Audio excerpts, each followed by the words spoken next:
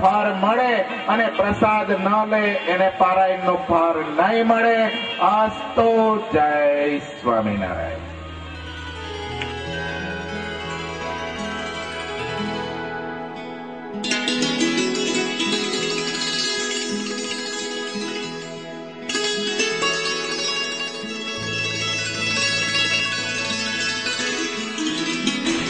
ચાલી રહેલી કથામાં આપણને આ ધર્મની પાઠશાળામાં શીખવવામાં આવ્યું છે કે ચર્મ ચક્ષુથી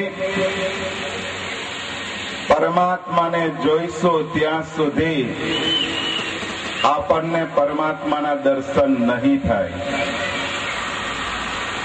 અંતર ચક્ષુથી પરમાત્માને જોવા માંગશો તો પરમાત્મા અખંડ આપણી સામે ઉભેલા છે, પણ અંતર ચક્ષુથી જોશું તો.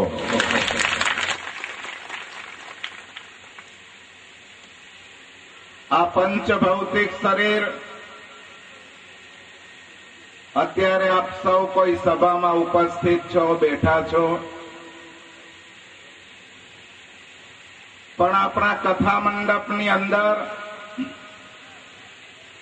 જ્યાંથી જાઓ ત્યાંથી જવાય ને આવવું હોય તો અવાય. તુલસીદાસજીએ બહુ સુંદર હનુમાન ચાલીસામાં કહ્યું છે.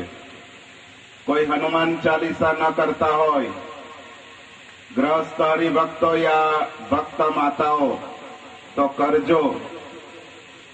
જ્યાં સુધી જેને કોઈને પણ હનુમાન ચાલીસા ન આવડતી હોય, પાઠ ન કરતા હોય, ત્યાં સુધી ભારતીય નાગરિક નથી. મંદિરના દ્વાર માટે હનુમાન ચાલીસામાં કહ્યું છે, રામ દુઆરે તુમ રખવાલે હોત ન આજ્ઞા બિનુ પૈસારે. તાકાત છે કોઈની કે મંદિરની અંદર પ્રવેશ કરી શકે?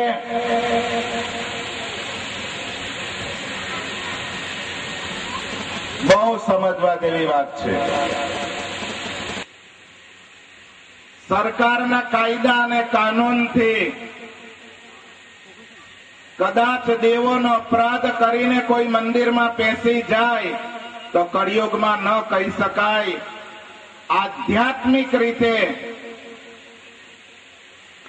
મંદિરના દ્વારમાં પેસવા જાઓ તો ગદાધારી હનુમાનજી મહારાજ દ્વારમાં ઉભા છે. રામ દ્વારે તુમ રખવાલે હોત ન આજ્ઞા બિનુ પૈસારે. પાપીની તાકાત નથી કે મંદિરમાં પ્રવેશ કરી શકે. પાપીની તાકાત નથી. વક્તાશ્રી એમ કહેતા, દૈત્યો શબ્દનો ઉપયોગ કરતા, રાક્ષસોનો ઉપયોગ કરતા, પણ તમારા અને મારા માટે નહીં, આપણા અંતરમાં રહેલા કામ ક્રોધાદિક અંતઃશત્રુઓ છે એને સ્વામી દૈત્યો ને રાક્ષસો કહેતા.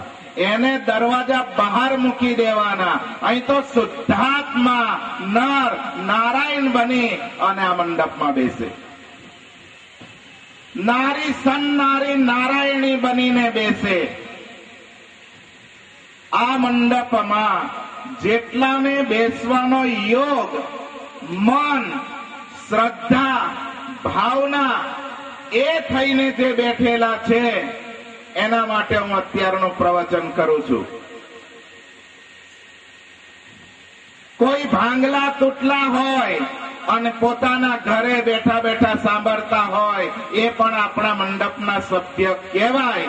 પણ જેની પાસે શ્રદ્ધા નથી, ભાવના નથી, પરમાત્મા પ્રત્યે પ્રેમ નથી અને અંતઃશત્રુઓ જેના પર સહારો લઈને બેઠેલા છે, જેની સાથે યુદ્ધ કરી રહેલા છે, એને આ મંડપમાં પ્રવેશ નહીં મળે. ધ્યાન આપજો.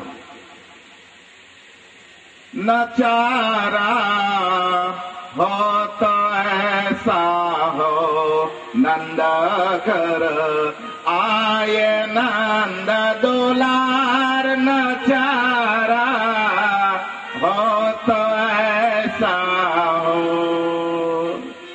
नचारा हो तो ऐसा हो जो नंद घर आए ओ लाला। અત્યારે તો જ્યારે ત્યારે નાચવું હોય ત્યારે નચાય છે, લગ્ન હોય તોય નાચવાનું, અને સારા મજાનો ફર્સ્ટ ક્લાસ સ્ટેજ હોય ત્યારે પણ નાચવાનું. ધ્યાન આપજો, એ સ્ટેજ બહુ સુંદર મજાના હોય અને પૂતનાનો અંદર પ્રવેશ હોય તમારામાં ને આમાં ને બધાયમાં. એ ડિસ્કો કહેવાય. એ ડિસ્કો કેવો કહેવાય? પૂતના ડિસ્કો કહેવાય. જેની આકૃતિ એટલે જેની આકૃતિ બહુ સુંદર છે. સવારની કથામાં જોયું, પૂતનાનો ઇતિહાસ સાંભળ્યો. આકૃતિ એટલી બધી સુંદર હોય, પણ જેની કૃતિ છે અંદર એ ખતરનાક હોય. અને સુંદર મજાના લાખો ને કરોડોના ખર્ચ થાય અને એના ઉપર જયારે સ્ટેજ હોય અને એ સ્ટેજ ઉપર જયારે નચાતું હોય તે પૂતના. અંતરમાં અંતઃશત્રુ અને મલિન ભાવનાઓ હોય. અહીં ખોટું ના બોલો અને મને ખોટા સાથે વેર છે. ભગવાન સાક્ષીએ, હનુમાનજી મહારાજની સાક્ષીએ કહું છું, આ મંડપની વાત કરું છું, બહારની નથી કરતો. કારણ અંદર કોણ આવી શકે ને બેસી શકે એનો ખુલાસો કર્યો. અને આરસુ જે હોય એ બહાર બેસે એના માટે ગંગાનો પ્રવાહ નથી, એ તરસ્યા છે. કહેવાય છે કે ગંગાજીના કિનારે જાય અને તરસ્યો આવે, એના જેવો દુર્ભાગ્ય બીજો કોણ? આ બહી રહેલી ગંગાજી, એ તો એના કિનારે જઈને જળપાન કરવું પડે.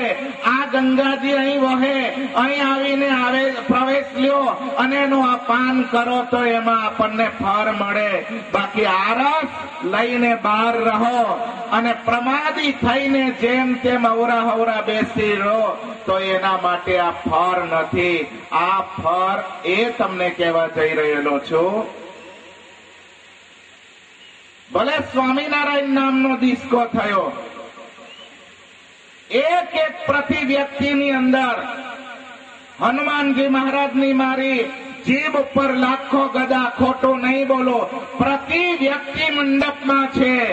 એમાં મને શ્રી કૃષ્ણ પરમાત્માની સાથે જે ઋષિ રૂપા ગોપી હતી, મને ન કોઈ દેખાય સ્ત્રી, ન દેખાય કોઈ પુરુષ, મને તમામ જીવોમાં ઋષિ રૂપી ગોપીઓના દર્શન થયા અને એ ગોપીમાં દ્વારિકેશના દર્શન થયા.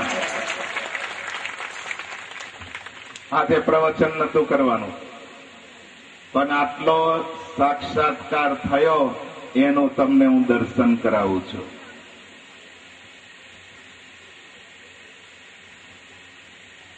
એક એકના હૃદયમાં ઋષિ રૂપા ગોપીના દર્શન, અને એ ગોપીમાં મારો દ્વારિકેશ મેં જોયો. દ્વારિકેશ જોયો ત્યારે મને એક દ્રષ્ટાંત યાદ આવ્યું કે મોટા મોટા સ્ટેજ ઉપર તો ગમે તેમ મનોરંજનના ડાન્સ થતા હશે, પણ આ જગ્યા ઉપર જે આ કિંમતી શરીર, મનુષ્ય અવતાર અને સર્વશ્રેષ્ઠ આપણો સમય, કે આ શરીરથી ઈશ્વરમય બનવાનો યોગ છે. અને જે પરમાત્મામાં તન્મય થઈ અને જેવું આવડે એવું આ તાલ નાદથી ખોવાઈ જાય અને પરમાત્મા માટે જે નાચે છે એને બીજા જન્મમાં આખો જન્મારો નાચવો ના પડે. કહેવાય નહીં, આપણે દોષ લાગે, પાપ લાગે, પણ આજે જે નાચે છે, ડાન્સ કરે છે, એને નક્કી કરી લેવાનું કે આવતો જન્મ ભગવાન મારો એવું અંગ ડિસ્કોનું રૂપ આપશે કે આખી જિંદગી જીવે ત્યાં સુધી ડિસ્કો કરવાનો જ રહેશે. અહીં તમે જે નાચો, પરમાત્મા માટે કૂદો, એને બીજો જન્મ ડિસ્કો નહીં કરવો પડે. नचारा हो तो ऐसा हो नंद घर आए नंद दुलार नचारा हो तो ऐसा हो। એ નંદજીનો લાલો કાલિય નાગનો પુચ્છ પકડી ગરદન લઈ અને એના ઉપર આરુધમાન થયો અને સહસ્ત્ર ફળાના સ્ટેજ ઉપર નંદલાલો જે નાચ્યો છે એવું કોઈ આજ દિવસ સુધી નાચી નથી શક્યું, કોઈ નાચી નથી શક્યું. અને એ નાચ્યો એમાં એ કાલિય નાગનો ઉદ્ધાર એટલે એને નાથ્યો, એનામાંથી તમામ ઝેર નીકળાવી દીધું અને એનો ઉદ્ધાર કર્યો, એને નાથ્યો, એને સત્સંગમાં મોકલ્યો. આપણા અંતરમાં જે પરમાત્મા છે, અંદર જે આપણો પ્રાણ છે, એનું નાચ ગાન તાન પરમાત્માનું નામ લઈ જે હૃદયનું મનનું મનોમંથન કરો કે કામ ક્રોધ આદિ અંત શત્રુઓ રૂપી ઝેર નીકળી જાય, શુદ્ધાત્મા થાય અને પરમાત્માને મળે. એટલે આપણે બધા નંદ યશોદાના જ છે, સવાલ નથી. આ મંડપમાં બધા દેવ છે, બહાર કોણ છે તો પોતપોતાના